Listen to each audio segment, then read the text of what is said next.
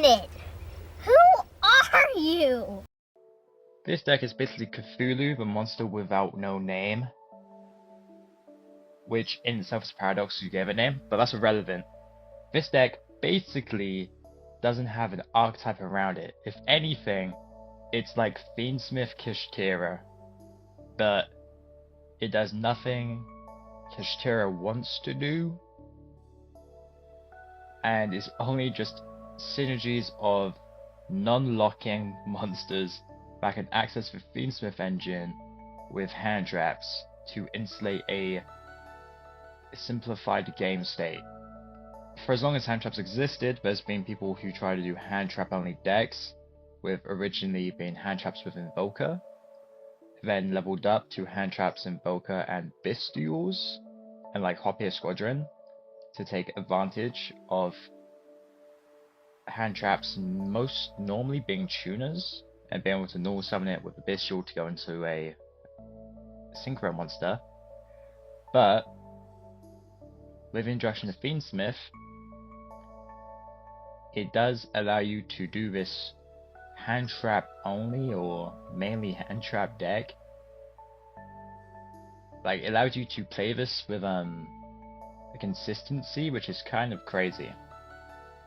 A card that's also been seen in these like weird pile decks is Dotscaper. Normally you go into the whole Disciple Devotee line, and then obviously you have a Verte and a Verte DP, but I really don't care for running Fusion Destiny, Verte, and like all that crap, when I can just as easily make Little Knight. Though, playing Verte is still like crazy, and if you draw to Fusion Destiny it would still be crazy. But it's just not something I want to do. So I don't want to open Celestial, I don't want to open... I just want the minimum amount of bricks. Because in this deck there is soft garnets, being if you open Birth, if you open Lurie, Tract. Funnily enough, opening Lurie and Tract, either or, it is fine. You just need another body on field. It makes opening Tract like completely fine, because you're most likely gonna have something you can normal summon along with it. Opening Lurie is very AIDS because you need to have a special summon, which granted the deck does have special summons. It does, you know, have the Kishtiras. If you open up Lurie and Engraver, it's fine. You just Engraver for Track, add another Engraver, discard Lurie. Though it does mean Requiem's gonna poo, but is what it is. You have to do what you have to do. But you could actually normal summon Engraver over Requiem. But that's for combos, which there's not many, so it's actually easy to go over. But the whole point of this deck is that you use your hand traps to make a low power end board from your opponent, and then you use the power of Engraver, the power of Kishtiras, to really just emphasize your lead over them and stopping them from like building the board at turn 3. Because you can kill turn 2, depends how you open, but it normally does go to game 3, at turn 3. And then obviously turn 4. The thing that makes this deck really playable, thanks to Engraver, is that at the end of the Engraver line, you'll have 4 monsters of link material. And if you open Engraver, you'll have this 4 link worth of material, plus a normal summon available to you. If you don't open Engraver, then you'll have Engraver Shuffle back, which is still 5 materials worth of link. So, the thing you can do, which I find really great, is normally these kind of decks struggle with hard to remove monsters. This deck doesn't struggle as much with that, thanks to just Engraver line. Okay, just Engraver. So say you had Engraver / Kishtiras, the Kishtira is irrelevant. Just Engraver, you have enough material to either go into a Goddess, and then also you have like one more material. But you can make a 3-mat goddess. You can make just straight up a goddess of the underworld and still one of your opponent's monsters. But what I find very interesting what you can do, and this is more like a fun of, but it has come up sometimes actually, for monsters that like are kind of annoying, is you can use Jinzo Layered. Now Jinzo Layered is basically just a snatch steal. Like, well not really, it's more like a, I forget, but there's a trap card, there'll be a picture. But the trap card just steals your monster and it can't attack or activates effects. But you have to give it back at the end of the turn. Unlike the trap. Crackdown! That's what it's called. So this is basically Crackdown. The second effect, the trap on the field, it won't come up unless your opponent has a trap on the field, but can't really care for it to come up, to be honest.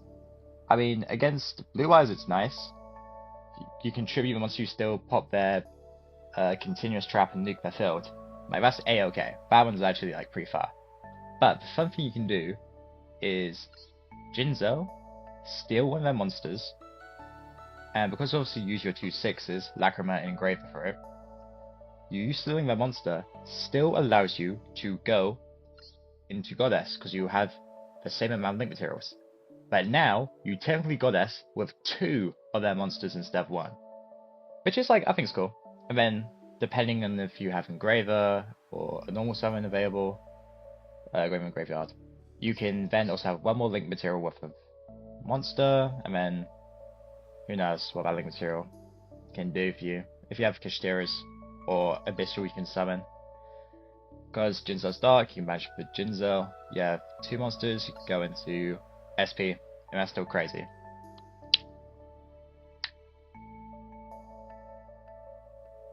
So this deck has like just quite a lot of things it can do. Plus the Mirage, the Myrad.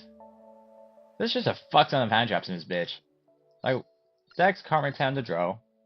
Decks definitely don't want to play under Maxi. Ash is crazy, as always. Bestials are crazy. Phantasmate's kinda bum, and I'm not gonna lie, Phantasmate's only here because I don't have Magma, because I'm broke. But when I do get Magma, I'm either gonna swap out Phantasmate, or I'll swap out like a mining. Because then like Phantasmate will be like searchable technically, and like if I'm versus a heavy link deck, it could be something. Like it could be something. Like if turn 1 and Magma and they end on the IP, I could add Magma, and then when they eventually do IP,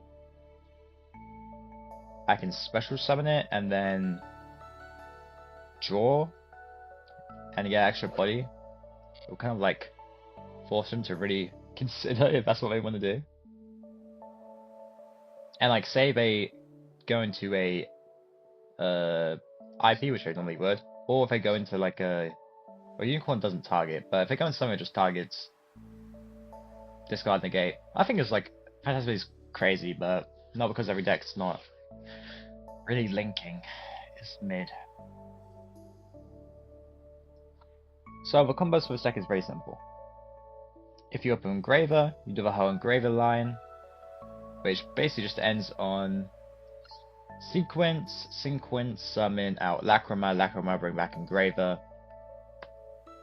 Obviously, for the line you do already use your Shuffle back on Engraver to get the Material Spore sequence, but it allows you to have a normal summon. So the normal summon still allows you to have 5 materials worth of link. And you can do anything you want with that. Normally, you should probably just go Requiem SP Little Knight, though, depending on what else you open, if you open a Magma, if you open a Bistal, if you open Kishtira, you can just go Goddess Caesar, which is insane. Goddess Caesar with hand traps is crazy.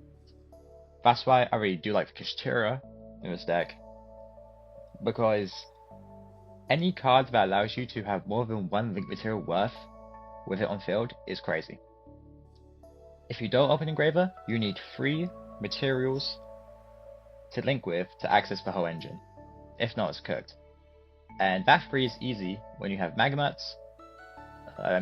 Damn, all Bish was just Magmats, mate. If you have Kashiras, because 1 Unicorn is 2 material, plus you can normal summon, which makes it the 3rd material for the whole engine. Dotscaper itself is just 3 material, though it does limit you from going to Goddess, but you rate usual normal, so you just use the shuffle back to make SP Little Knight, and it's still crazy. SP Caesar with hand traps. And I mean, that's basically just all the combos. There's actually not that much to it. It's very low power. It's low power, low ceiling, but also you don't need a high ceiling. Well, actually, it is kind of high power, but you don't need a high ceiling when you're hanging with Joe, Ash, Maxi, Nib, like turn 1, or even like turn 2. Now, Evenly Match is in here. I personally love this card. I love Evenly Match. Crazy board breaker. Insane. Not many people are running Spawn Trap Negates. Though, it's very easy to bait negates if they do have it, because who's not going to negate Tract? Who's not going to negate, if they have it Omni, who's not going to negate, like, Engraver? Who's not going to negate Fenrir or Unicorn? Like, there's so many cards in this deck that kind of needs to negate, because they are so crazy, that allows your evenly matched to go through most of the time. Now, if you have Nib evenly matched, fast win is like insane to me, because you can't banish your token face down. So if there's a token on the field, any token, playing Nib, it will in fact be the only thing not banished by evenly. You have to banish everything else, because if not it's illegal, because you can't banish it face down. There's one match I had where the Sky Striker player chained Hornet drones to my evenly. Don't know why, because there's the only card that couldn't be banished, so everything else left, and they ended up losing because of that. Because I think I banished like double Widow Anchor, but they set them at last turn, because I added one and that one came back. It was crazy.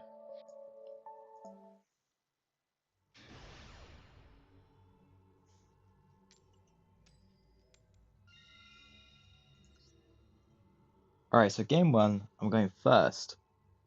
I hope to show that this deck, whilst having hand traps, is also subsequently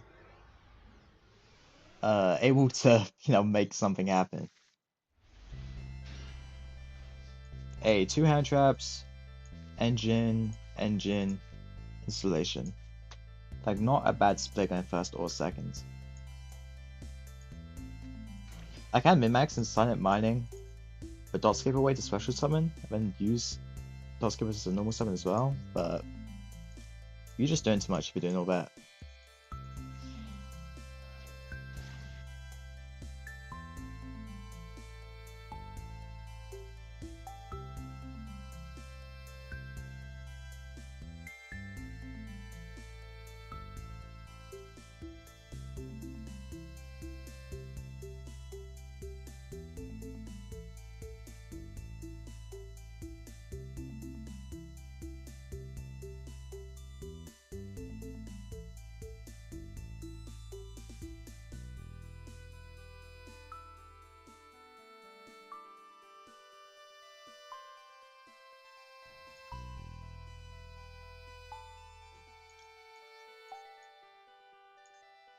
Okay, so I'm pretty sure I sped up, like, getting to this point here. But this is quite literally the Dotscaper 1-card combo. You don't want to activate this, but you could, realistically. Save a Phantasmade, you could bash a Phantasmade or something else. And this is what I mean by you can shuffle one back. And make like 5 material worth of links. But obviously Dotscaper's it, so it's irrelevant. Also, it do normal summon. If Dotscaper didn't, well not, if the VOT didn't stop you from summoning plus, like above link 2 monsters, you could have Juris Wormed, like, what's Juris Wormable? The Disciple. Juris Wormed the Disciple, then make Goddess instead of SP, and then make Goddess Caesar, which would be crazy, but just making Caesar SP is still like insane, especially with like a Juris Worm cool buy.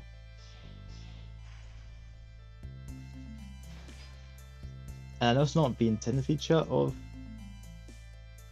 Pressured Planet, but it also boosts the attack just by a smidge. So like, you can't just go normal summon, go battle phase. I mean, you still can with most monsters, but I think it's pretty good.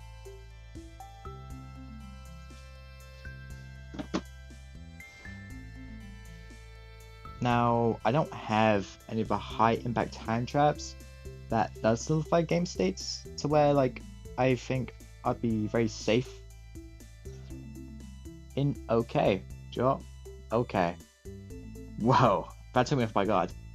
Don't think I have the high impact hand traps, which would make me very confident in this, but I'm still sure that this will be enough to win. Against us as well, double Solemn is crazy, so.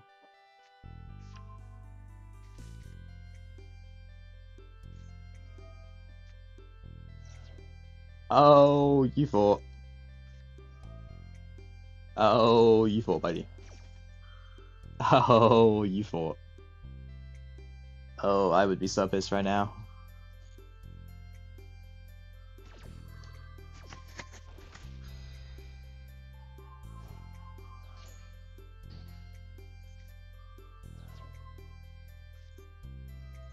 Okay. Well, there goes my first Caesar activation.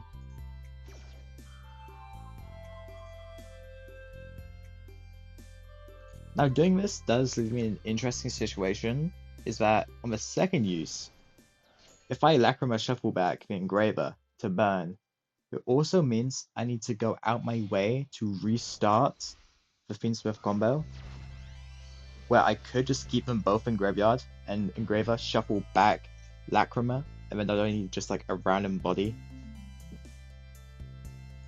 Yeah, I'm getting you off the field, bud. You're not tributing yourself.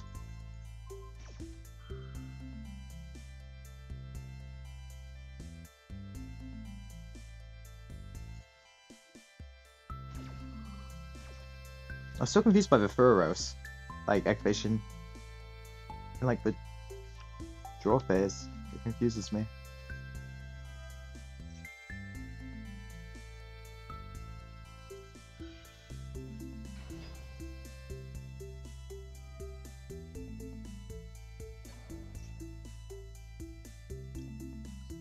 Oh my god, I get to use all my shit. Go. I could have saved this for when they send a Blue Eyes monster to the graveyard, though I didn't want them to use the hand effects for that card. Though realistically, I could have Caesared it, but I want to save the Caesar for like a spell trap that summons the Blue Eyes, because I believe they have one of those. May take a little second to think about it, to be honest. I'm surprised.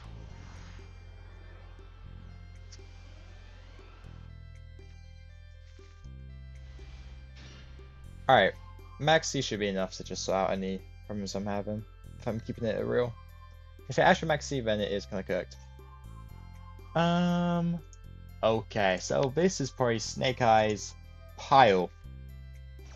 I say that because it's Snake Eyes, Azima, or Azamina, I mean, Snake Eyes, Azamima, Fiendsmith.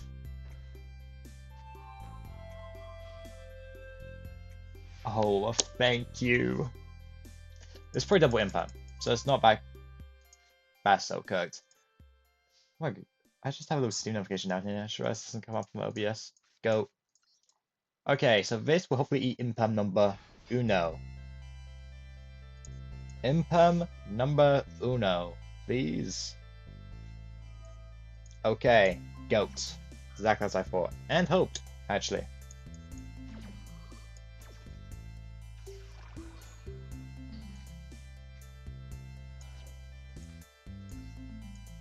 Normal summon dot skipper. If that's the second Impam, things might get vicious. And by vicious, I mean ugly. And by ugly, I mean kill me now.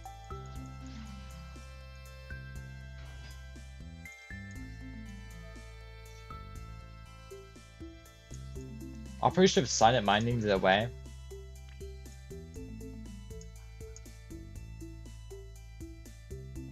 But realistically, I would be in the same situation, just down a card, so who knows? Because Unicorn didn't get the continuous spell, I kind of do have to commit to Devotee here, which is kind of cooked. Though, on the tribute, if I draw into like something viable, who knows? Oh, that is actually viable. Oh, that's actually go. That might actually be like a go draw.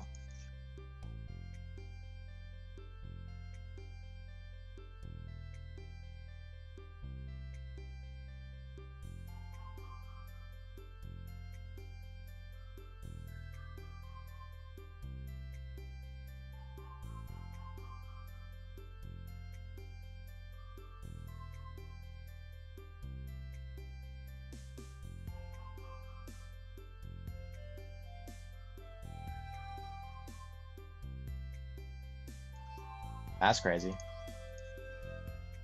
Alright, this is where I eat impound. No impound. What the fuck do they have? That they don't want to impound. I mean, I'm all for it. Nib, maybe? Like, if they nib me here, it would be kind of cooked. Like, if they just had like a nib in their hands. But I don't think they do.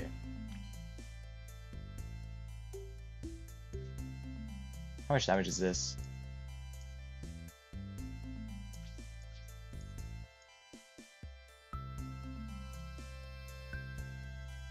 Do I get nibbed?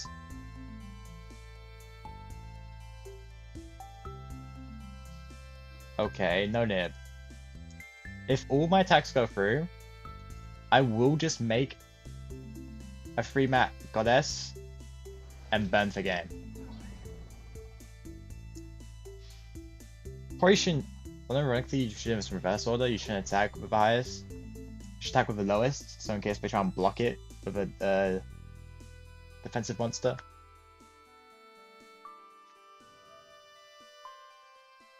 Okay. Squirmer. So we're gonna decrease the attack of Sequence and Engraver, right? Yeah, they will.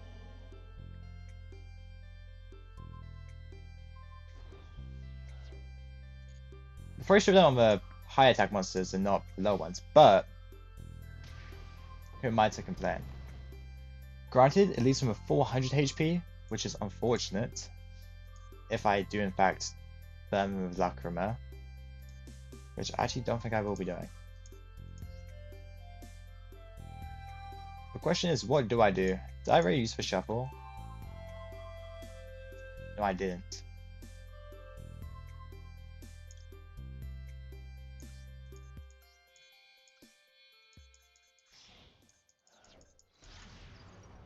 Goat. The fact you can still do this, even though you attacked on your turn, is crazy. To be honest, I don't think it should be. It should work like that.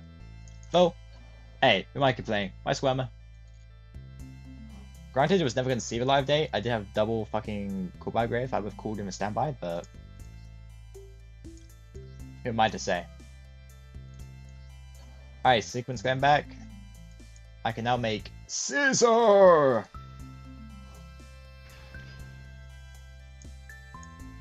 These hand traps are crazy. You are not doing shit. You will not win. Like, you are cooked. Wallahi, you're cooked.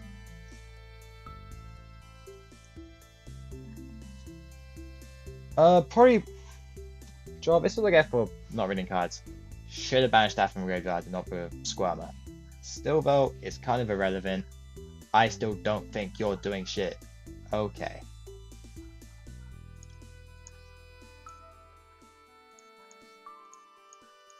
So I want to keep these two cards around. You just destroy Caesar, I'll burn with Lacrima, it's fine.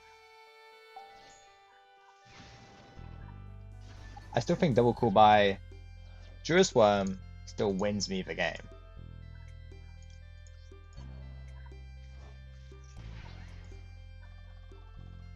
Bathomin Droplet did save my life though. Let's keep it real. That is a good draw. Low key, high key.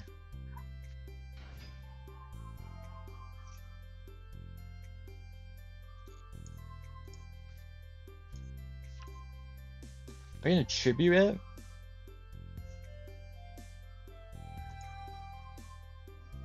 Though, on the activation of this, I will just Juris one.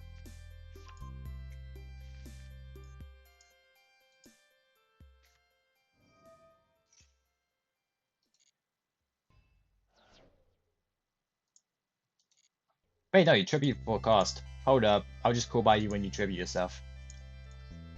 You are not seeing the light of day. Tribute.